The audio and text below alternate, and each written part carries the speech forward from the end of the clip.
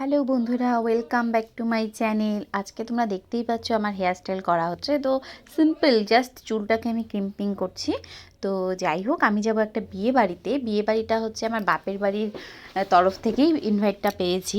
তো সেটা হচ্ছে আমার বাড়ির থেকে মিনিমাম আধা ঘন্টা সময় লাগে। তো আমরা দুজনে গিয়েছি স্কুটিতে, আর আমার বাপের বাড়ির ওরা গেছে টোটোতে। তো যাই হোক, আমার ছোটো ছেলেকে ওদের সাথেই দিয়ে দিয়েছি, কারণ স্কুটিতে ভীষণ হাওয়া লাগবে তাই।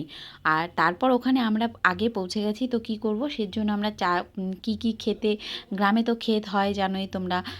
তো যাই হোক, তামাক পাতা ওরা চাষ করেছে। তারপর যেই সমস্ত জিনিসের মধ্যে ওরা ধান রাখে, আরও কি চাল রাখে, তো ওই জিনিসগুলো দেখলাম মানে ভীষণই বড় বড়।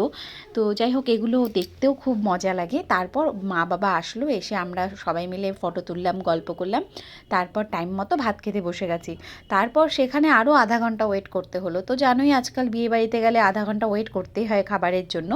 তো আমরা আমি, মা, আমার ভাইয়ের বউ, মাসি, আমরা খেতে বসেছি। আমার বর আর বাবা পরে বসবে, কারণ পুচকিকে ধরতে হবে।